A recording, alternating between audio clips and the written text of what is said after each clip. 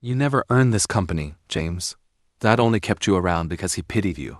My brother Tyler's voice cut through the air of the crowded banquet hall, bouncing off the chandeliers as if the walls themselves wanted everyone to hear. And the laughter that followed from the small cluster of our extended relatives and his smirking. Business partners carved into me sharper than any knife could, because humiliation feels heavier when it's family delivering the blow. And I remember the metallic taste in my mouth, the way the champagne soured on my tongue, and the stiff silence of those who didn't laugh but didn't defend me either, their eyes darting between us like spectators at a cockfight, waiting for blood to be spilled. And I knew in that moment the ground had shifted under my feet, even though I hadn't yet figured out how deep the betrayal went. Before we get deeper into this story, make sure you're subscribed, and tell us in the comments where in the world you're listening from. My name is James Whitaker. I'm 38 years old, born and raised in Columbus, Ohio, though my life since college had stretched far beyond the Midwest. Yet somehow, no matter how many deals I closed in glass towers or how many miles I put between myself and this place, it was always family that could undo me with a single sentence, because blood runs both thicker and sharper than water. And while Tyler played his line like a well-rehearsed script, I caught the flicker of something meaner behind his grin. Something I had seen glimmers of as kids when he'd break one of my toys and claim it was an accident. Something that told me this wasn't about inheritance or shares on paper, at least not entirely, but about an old jealousy he never let go of. A grudge I didn't know he'd been feeding all these years, and I should have walked away. I should have smiled and let him think he won. But humiliation has its own gravity, and I stood there frozen, clutching the fountain pen Dad gave us each on our 18th birthdays, the identical pens with our initials engraved, his still shining, mine worn from real use. And though nobody else noticed, I felt its weight in my hand as a reminder that ink, more than blood, has the power to rewrite destinies, and in that silent recognition, I already knew I wasn't going to let this go. Not now, not ever. The truth is, Tyler had always been the golden child, the one who knew how to charm with half-truths and cut corners without looking guilty, and I was the one who took the long road, the one who stayed late at the office running numbers while he was out flashing Dad's money at bars downtown. And still, no matter how many times I pulled him out of trouble or covered his debts.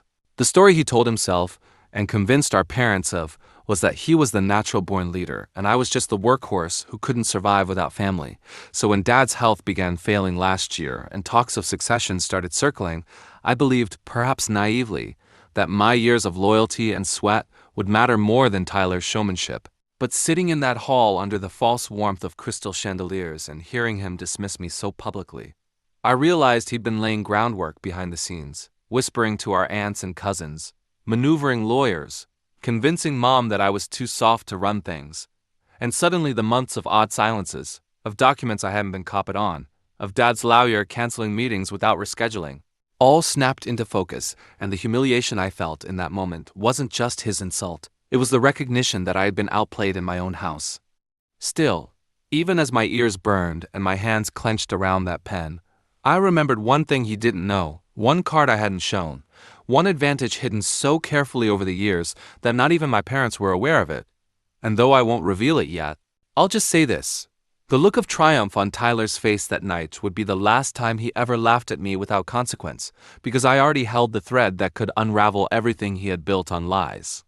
When I finally forced myself to move, I excused myself quietly, letting him bask in the false applause of his new allies, slipping out into the cold Ohio winter night where the wind carried the scent of wood smoke from nearby chimneys, and the crunch of salt under my shoes reminded me of all the winters we'd shoveled Dad's driveway together. Back when things were simpler, before money and legacy twisted blood into barbed wire. And as I stood there watching my breath fog in the air, I thought back to the first time Dad had handed me that fountain pen, telling me, "This isn't just for signing your name, James. It's for building something worth signing for." And it struck me that Tyler had always seen his pen as an ornament, something to flash in boardrooms, while I had used mine to sign real contracts, real commitments, and maybe, just maybe, that difference would matter when the dust settled. For now, though, all I could do was pocket the pen and drive home through the icy streets, headlights cutting through the dark, knowing every mile took me closer not to despair, but to the quiet resolve of a man who has been humiliated, yet refuses to stay broken, a man who has already begun in the silence of his own thoughts. To plan the kind of revenge that doesn't come in angry words or fists, but in signatures, in documents, in truths revealed at the perfect moment, because Tyler had humiliated me in public, yes, but he had also made one fatal mistake. He believed humiliation was the end of the story, when in reality, it was only the beginning.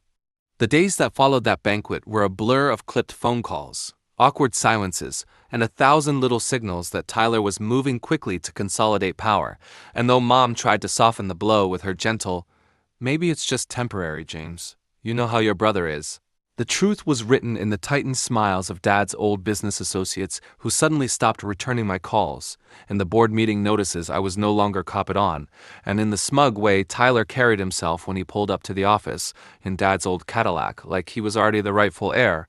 And for the first time since I was a teenager, I felt like an outsider in the very building I had spent my 20s and 30s helping to grow, its brick walls and glass offices built on deals I had brokered and contracts I had negotiated, but now the staff avoided my gaze as if siding with me would put them at risk.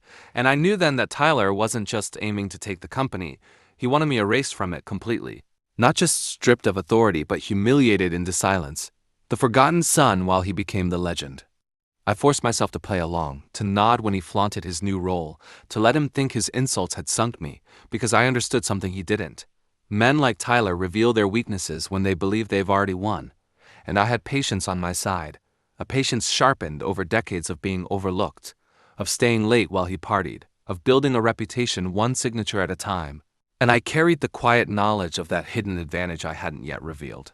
A card tucked so deep that even if he searched every drawer in my office, he wouldn't find it, because what Tyler didn't realize was that Dad, in one of his rare moments of clarity before his health slipped too far, had signed something with me that could not easily be undone. And though the ink on that paper was drying long before the banquet humiliation, the timing of its revelation would decide everything. Still, pretending to be broken wasn't easy, and there were days I almost believed the act myself. Especially when I came home to my apartment and saw the stack of unpaid bills growing on the kitchen counter.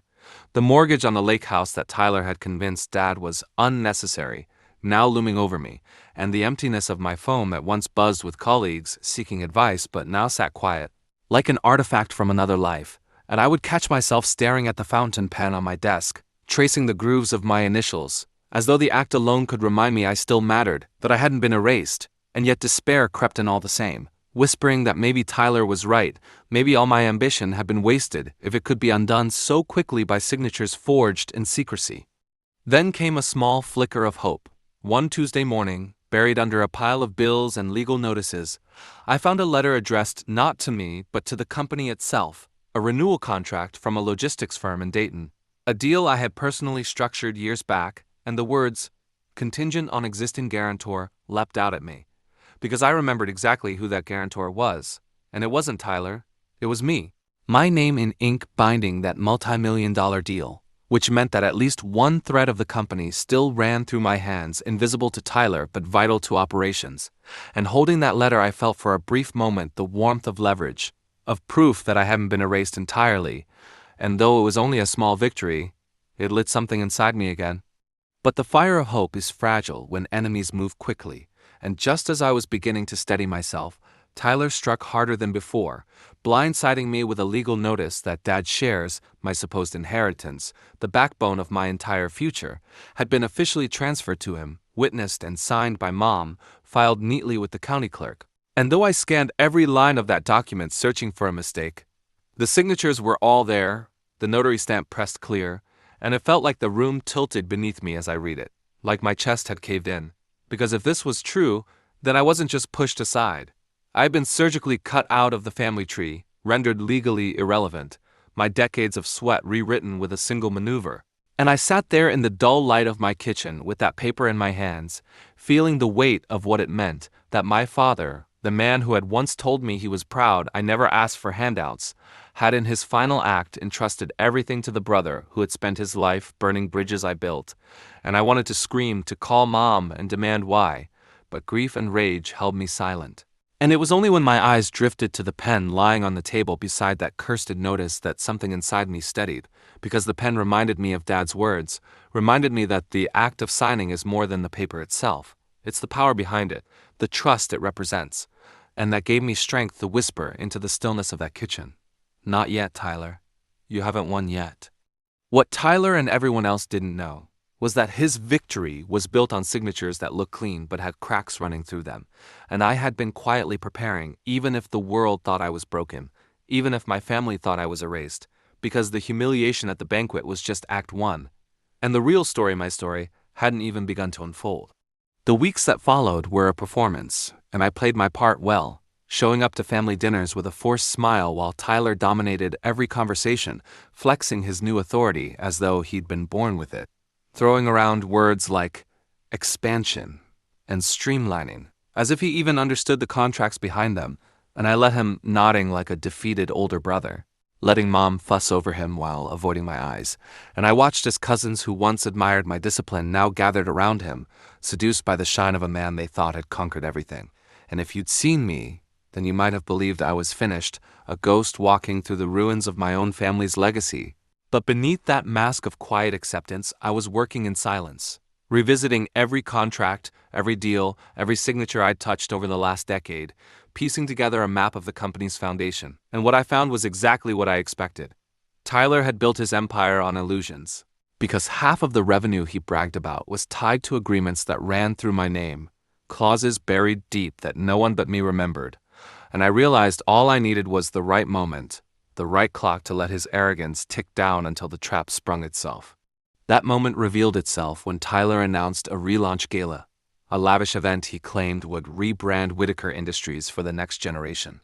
But what it really was, I knew, was his victory lap, his public coronation, and as soon as I heard the date, April 12th, just 3 months away, I felt the fuse light, because deadlines have a way of sharpening plans. And I would not let him have that stage uncontested. The closer we drew to April, the bolder Tyler became, cutting costs in reckless places, firing long-standing employees with a wave of his hand, and bragging to investors that he had secured new financing from a Chicago firm. Though I knew from quiet calls and whispers that those investors hadn't yet seen the full financials. And my heart raced each time I overheard his boasts because I understood what he didn't. When those contracts came under scrutiny, the signatures tying our logistics backbone would lead not to him, but to me, and the entire structure he'd erected would wobble. But I couldn't show my hand too early, not when the timing mattered more than the proof itself. In the evenings, I drove out to Dad's old lake house, the one Tyler had nearly sold before I blocked it, and I would sit at the heavy oak desk in the study, the air smelling faintly of cedar and dust, flipping the fountain pen between my fingers as I combed through files, making notes, rehearsing how I would reveal the truth, and I kept telling myself patience, patience, because humiliation doesn't avenge itself overnight. It requires precision, and each time doubt crept in, I thought back to that night in the banquet hall and heard Tyler's voice mocking me, and the anger it stirred was enough to keep me steady, enough to remind me that he believed I was broken, which was exactly the cover I needed. Still, there were moments that tested me, like the day I ran into our old mentor, Mr. Kaplan, outside a diner on High Street, and when I greeted him with warmth, he hesitated before saying, "I hear Tyler's really taken the reins, James. I hope you're finding your own way." And though the words were polite, the subtext was clear. The world believed the narrative Tyler spun, that I was the shadow, the forgotten son. And I forced a smile even as it burned, because if even Kaplan believed it, then the lie was working, but I also knew lies have short half-lives when tested by truth. By late March, the tension was almost unbearable. Tyler strutted around as if he were untouchable, throwing money at a marketing firm to create glossy brochures with his face plastered beside Dad's, like a passing of the torch, and Mom, swept up in the fantasy, hosted teas with family friends where she bragged about Tyler's vision, her eyes flicking away whenever I entered the room. And though that betrayal hurt almost as much as his, I told myself over and over, wait, just wait, because the truth will not only cut him down but reveal her complicity, and when it does, I need to be ready to stand tall, not bitter, just undeniable. The ticking clock grew louder with each day, and I felt it in my bones when April arrived. The thaw of winter giving way to cool rains and budding trees, the whole world looking like rebirth, while inside me a storm built toward revelation. The night before the gala, I barely slept, sitting at Dad's desk in the lake house with the documents spread before me. The guarantor contracts, the hidden agreement Dad signed in his lucid days, the small but powerful details Tyler had overlooked in his greed. and I traced my initials on the fountain pen again, whispering, "Tomorrow," because that pen, symbolic and real, would be the blade I carried into battle. What Tyler thought was his grand finale was only the prelude, and though the audience didn't know it yet, the curtain was about to rise on Act 3 of his undoing, and the irony that it would be delivered in front of the same kind of crowd that once laughed at me wasn't lost on me, because if humiliation had been the opening chord of this symphony, revenge would be the final crescendo. The gala was everything Tyler dreamed it would be, chandeliers glowing over polished marble floors, waiters carrying silver trays of champagne, the hum of conversation from investors, politicians, and family friends who had come not just for the promise of a new era for Whitaker Industries, but to bask in the triumph of a man who had sold them all on the story that he alone carried the torch. And as I stood at the edge of the crowd in a tailored suit that felt more like armor than clothing, I watched Tyler move through the room like a king without fear, shaking hands, laughing too loudly, raising his glass in toasts that dripped with false modesty. And for a moment, the memory of my humiliation at the banquet months earlier returned so vividly, I almost choked on it. But then my hand brushed against the inside pocket of my jacket, where the fountain pen rested, cool and heavy against my chest, and I steadied myself with the knowledge that tonight the lies would collapse under their own weight, and the man who thought he had erased me would finally learn what it meant to be truly erased. When the speeches began, Tyler took the stage, standing tall beneath a massive banner that read, "Whitaker Industries, the future," and he launched into a performance polished to perfection, talking about legacy, about his vision for expansion, and the crowd nodded and applauded at all the right places, swept up in the illusion. But as I watched him bask in their admiration, I noticed the cracks, the investors who looked at their watches, the employees at the back who shifted uncomfortably, and most of all the silence from the few old-timers who had once stood by Dad and me, their arms crossed, their eyes sharp, waiting for something, and I realized the stage wasn't just his, it was mine too if I had the courage to claim it. When the applause died down, Tyler raised his glass and declared, "Tonight we honor not just our past but the future we're building, my future, our future." And I felt the words ignite something in me, because for all his talk of family and unity, he couldn't resist the slip, couldn't resist making it about himself, and in that moment I stepped forward, my shoes clicking against the marble, the sound drawing eyes toward me as though the crowd sensed something was about to fracture, and I climbed the steps to the stage with a calm I didn't feel, standing just a few feet from my brother as he looked at me with a smirk, whispering, "Not your night, James." And I let him believe it for one last second before I pulled the microphone closer and said, my voice steady, "Funny thing about futures, Tyler, they depend on the past you try so hard to bury." A ripple went through the room, the kind of hush that sharpens attention, and I reached into my jacket, pulling out the folder of documents I had carried for months, the contracts he had overlooked, the agreement Dad had signed with me, and I opened it slowly, deliberately, as though each turn of the page was peeling away a layer of his illusion, and I could see the sweat starting to bead at his temple even as he tried to keep his smile fixed. "For those of you who may not know," I continued, "much of what you've been promised tonight rests on agreements signed years ago, agreements that don't belong to him but to me, agreements that make me, not him, the guarantor of the backbone of this company, and more importantly, agreements signed by my father in his clearest days, naming me as co-owner of every major asset you've been told is his alone." Gasps broke through the crowd, whispers rising like static, and Tyler's face drained of color as I laid the papers on the podium, sliding the fountain pen across the top as though sealing the truth with the same symbol Dad once gave us both, the object he had treated like decoration but I had carried as a tool. And in that gesture alone, the symbolism landed harder than any words I could speak. He had treated his inheritance like a performance. I had treated mine like responsibility, and now the difference was laid bare for everyone to see. But the first twist was only the beginning, because as Tyler scrambled to grab the microphone, stammering about forgery and manipulation, I calmly pulled out one final page, the one no one else had ever seen, and I held it up for the room. Dad's handwritten letter, witnessed and notarized, dated 6 months before his decline, stating in his own words that he trusted me, not Tyler, to safeguard the company because I had proven through years of loyalty and work that I understand the weight of a signature. And though the words weren't grand, they were damning because they revealed not just a legal truth, but an emotional one, that Dad had known deep down who was truly worthy. Tyler lunged, trying to snatch the paper from my hand, but I stepped back, letting the investors and lawyers in the room catch a clear glimpse before I tucked it back into the folder.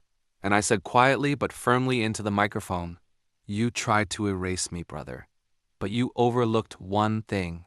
Ink doesn't lie." The silence that followed was heavier than any applause, the kind of silence that signals a tide turning, and in that silence I saw the final unraveling of Tyler's illusion. Investors pulling back, family members shifting away from him, even Mom staring at me with something between shock and guilt, realizing her complicity had just been exposed. And I knew in that moment that victory wasn't just legal, it was personal, poetic justice in its purest form. The second twist came almost as an afterthought, but it was the one that broke him completely, because when the dust settled and the lawyers convened in the days after, it wasn't just that I reclaimed my half of the company, it was that Tyler's reckless financial promises, the debts he had signed under his name, were now his alone to bear, and the investors he had courted turned their anger not on me but on him, demanding repayment, threatening lawsuits. And I didn't have to lift a finger to destroy him further. He had done it all himself. My only role was pulling the curtain back to let the world see the wreckage.